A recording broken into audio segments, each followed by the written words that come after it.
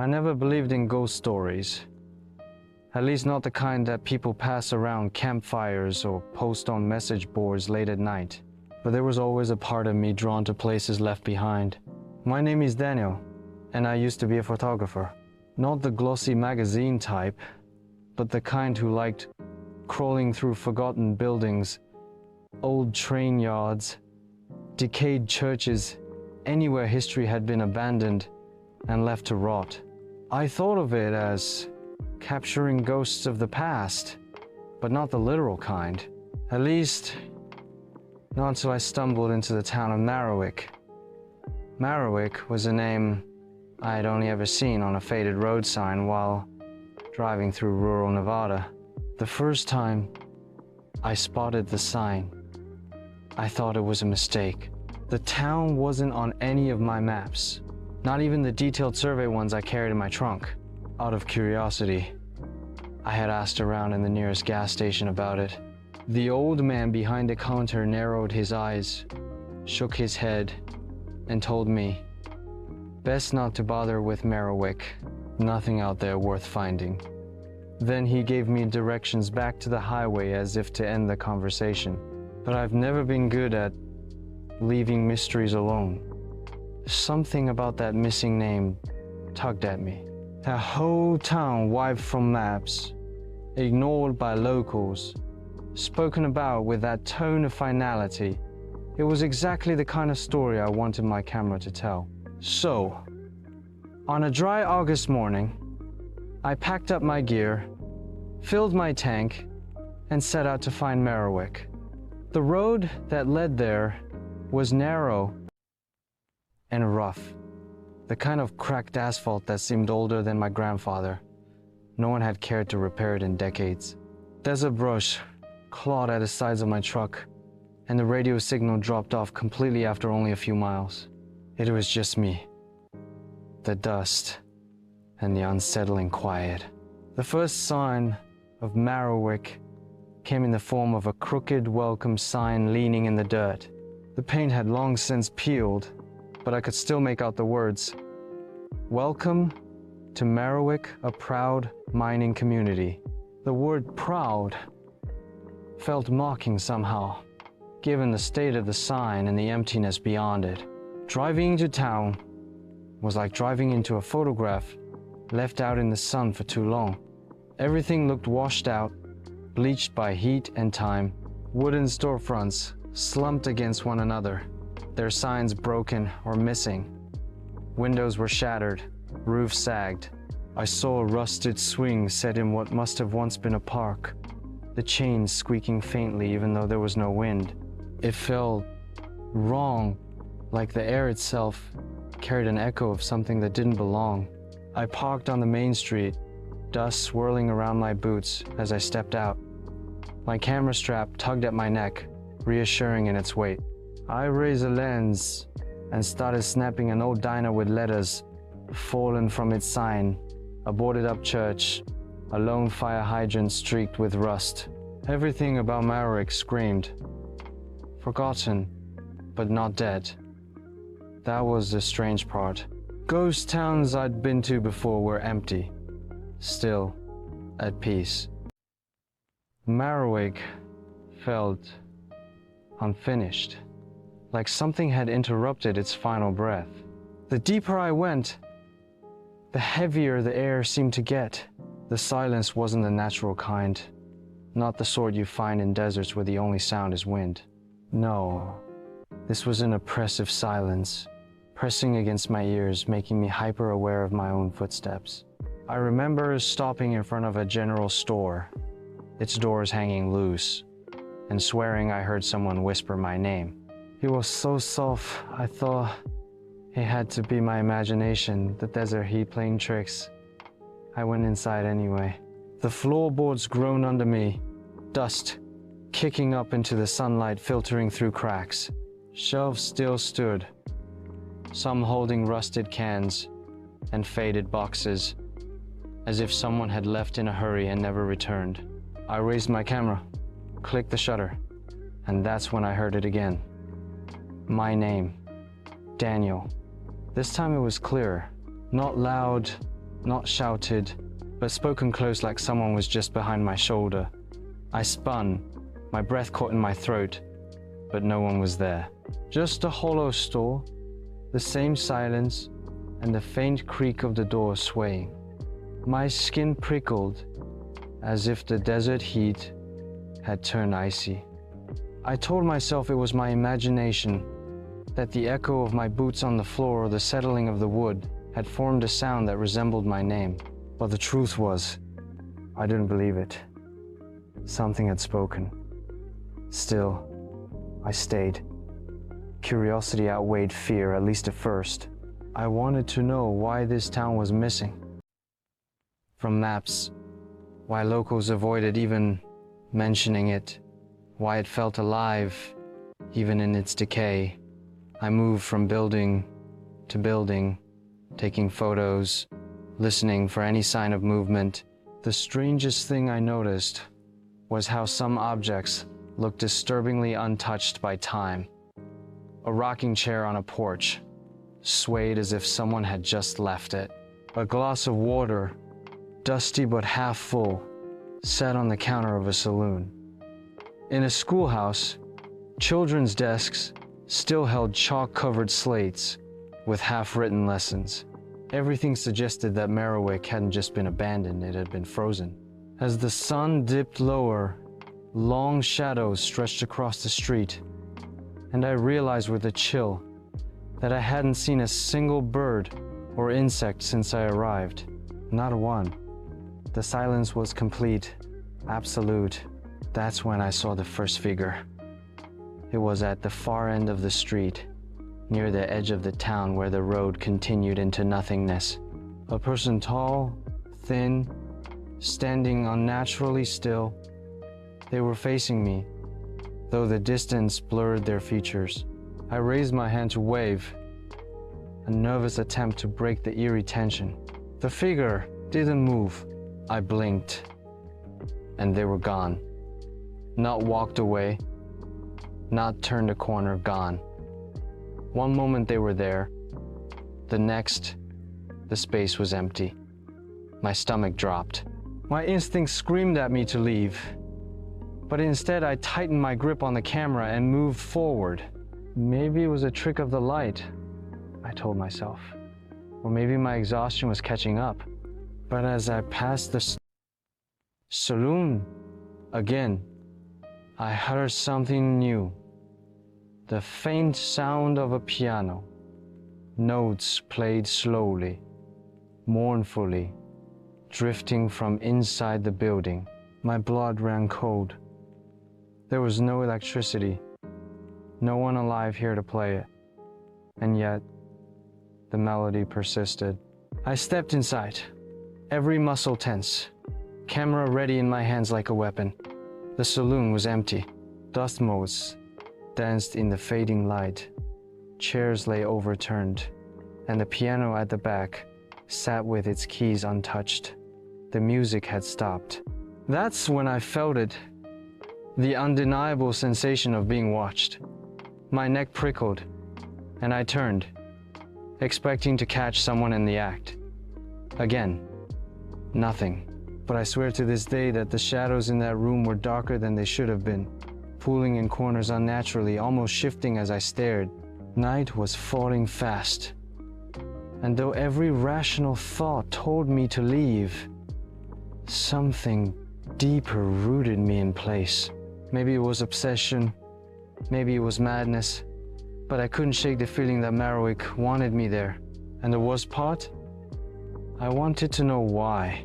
I should have left Marrowick that night. I should have packed my gear into the truck, driven until the cracked road became smooth again, and never looked back. But when I stepped outside the saloon, the desert sky had already turned black, and the road that had brought me into town was nowhere to be found. I don't mean I couldn't see it. I mean it wasn't there. Where the road should have stretched into the distance, there was only open desert, flat and endless. My headlights shone on scrub brush and dry soil, but no pavement. I walked back to the welcome sign I had passed earlier, but it too was gone. It was as if the town had swallowed its own entrance. I told myself it had to be the dark, or that I had taken a wrong turn and confused myself, but I knew better. Marrowick wasn't going to let me leave. I slept in my truck that night, or at least I tried to. The air grew colder than desert nights had any right to be, sinking into my bones. I left the windows cracked, but no breeze came through. Instead, there were sounds. Small ones at first scraping across the asphalt, the squeak of that rusted swing set in the distance, then whispers. Not words I could understand, but the same tone as before. Urgent, insistent, hushed. Sometimes it sounded like they came from far away. Other times, like they were pressed against the glass of my truck, waiting for me to look. I pulled my sleeping bag over my head like a child and stayed that way until the pale light of morning crept into the sky. Daylight should have made things better, but it didn't. It only revealed more. The town looked the same on the surface, but when I started walking, I realized things had shifted. The buildings weren't where I remembered them. The diner I photographed yesterday was now across the street. The church steeple leaned at a different angle. It was subtle, but I knew my memory wasn't wrong.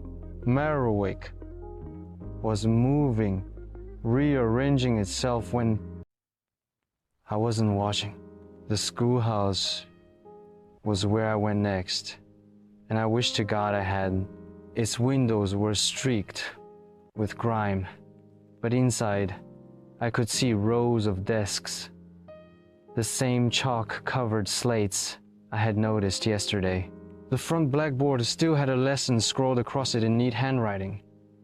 I pushed the door open and stepped inside. The smell hit me first, stale paper, mold, and something metallic, like rust or blood.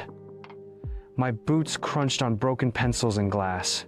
The desks looked the same as before, but now every slate had words on it.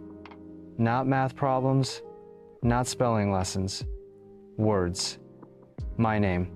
Every slate, every single one of them, had Daniel written over and over, filling the boards until the chalk had crumbled into dust. My stomach turned, my mouth dry. I stumbled back, nearly tripping, and that's when I heard it, the laughter of children, high-pitched, giggling, echoing through the empty schoolhouse. I froze, gripping my camera like a weapon. What use it would be, I didn't know. The laughter grew louder, circling me, bouncing from wall to wall. My breath fogged in the air, though it wasn't cold. Then one of the desks moved. It scraped across the floor as if shoved by invisible hands. Then another moved, and another.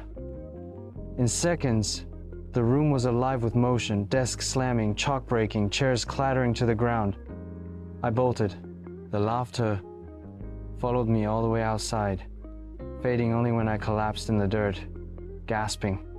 My camera still clutched. In my hands had been on the entire time. I glanced at the digital screen, heart hammering, and saw that the last photo it captured wasn't of desks or slates. It was of a child's face, pale, hollow-eyed, staring straight into the lens. I hadn't seen anyone when I was inside. I thought about leaving the camera behind, throwing it into the desert and running, but it was the only proof I had that I wasn't losing my mind, so I kept it. By now, every part of me screamed to leave. I searched for the road again, retracing my steps, circling the town, but it was useless. No matter which direction I walked, I ended up back on Main Street. The buildings loomed over me like vultures, waiting to pick me clean.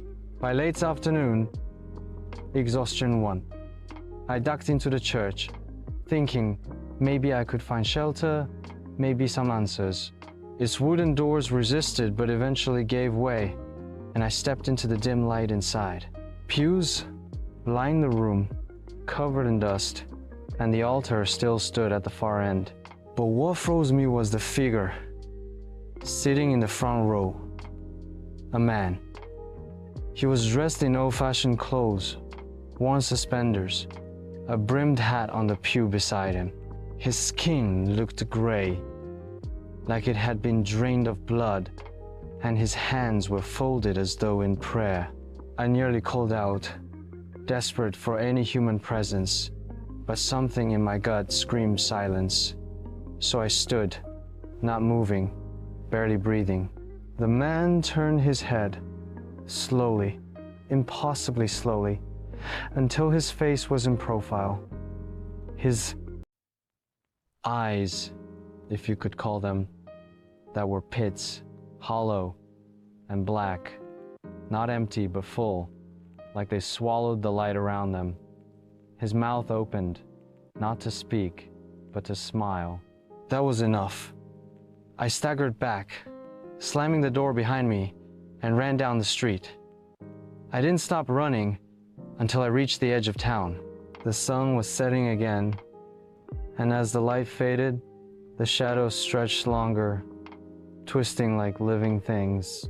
I swear they reached for me, fingers of darkness clawing toward my legs. I stumbled into my truck, locked the doors, and waited for morning. I didn't sleep. Not really. Every time I closed my eyes, I saw that man smile. Every time I tried to distract myself, the whispers returned, now louder, now clearer. They weren't just saying my name anymore. They were asking me to stay. Stay with us.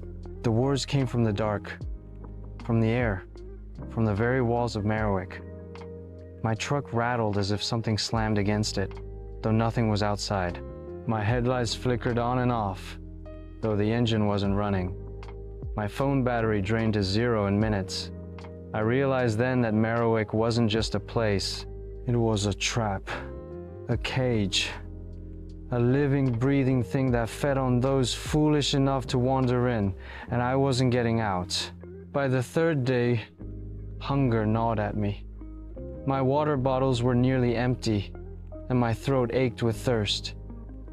I had no choice but to move again. If I stayed in the truck, I would die. If I wandered, I would die. But at least wandering gave me the illusion of trying. I ended up at the town hall, a squat brick building with boarded windows. Inside, filing cabinets had been overturned, papers scattered across the floor. I rifled through them, desperate for any clue of what had happened here, why the town had been erased. I found minutes of meetings, notes about mining operations, financial records, all ordinary, until I found a single sheet dated in the early 1900s. The ink was faded, but I could still read the words. The mine has awakened something. We cannot contain it. The town must not leave. It must remain forever. My hands shook as I read it over and over. The mine, whatever they had unearthed, it hadn't just killed Marrowick, it had imprisoned it. And now me. I didn't hear the footsteps at first. Not until they were close. Slow, heavy, deliberate, coming from deeper in the building. I froze, clutching the paper. My heart pounded so loud I thought it would give me away. The steps stopped, just outside the room I was in. Silence. Then a voice, low and rasping. Daniel. I didn't wait. I threw the paper down and bolted through the back door, not daring to look behind me. By the time I collapsed in the dirt again, lungs burning, the sun had set completely. Marrowick was alive with whispers now, louder than ever, surrounding me from every direction. I curled against my truck, shaking, my camera clutched against my chest. The last photo I had taken in the town hall burned in my mind. I hadn't meant to press the shutter, but I had. And when I glanced at the screen, it wasn't papers or cabinets that filled the frame. It was me. Me standing in the room.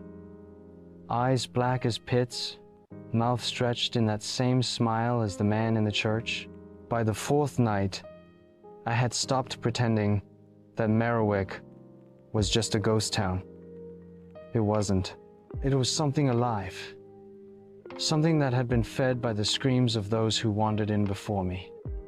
Every shadow whispered. Every wall shifted. Every empty window stared back. I told myself I had two choices. Either find the mine mentioned in those papers or let the town slowly wear me down until I became one of its silent residents. So I walked. My legs trembled. My throat burned from thirst. But I walked. The streets bent and curved, changing like a maze. But eventually I saw it. At the far edge of Marrowick, where the desert soil dipped, stood a black mouth carved into stone. The mine. Old wooden beams framed the entrance, half broken, ready to collapse. A sign hung crookedly above it. No return. I didn't need the warning. Every instinct begged me not to go in, but the whispers had changed. They weren't coaxing me anymore. They were pulling me, dragging me forward, wrapping around me like invisible chains. My body moved before my mind decided. The air inside was colder than the desert night, damp and thick. My flashlight flickered as soon as I turned it on, its beam struggling against the dark. The tunnel stretched deep, winding and suffocating. The silence so complete, I could hear my own pulse in my ears. But then the silence broke. A pickaxe, striking stone, once, twice, echoing. I turned the corner, and there they were, miners. Dozens of them, hunched over, their movements stiff, mechanical. Their faces were gaunt, their eyes hollow, their skin gray with dust. They swung their pickaxes in unison, chunks of rock flying, though the walls showed no marks of their labor. It was endless, pointless, eternal. One of them stopped. Slowly, he turned his head toward me, then another, and another, until all of them were staring, their hollow eyes glowing faintly in the dark. I stumbled backward, flashlight shaking, my breath ragged. That was when the wall behind them split. Not stone, not earth, something else, something alive. A slit opened in the rock, stretching wide like a mouth, jagged edges glistening. From within came a sound I can't describe.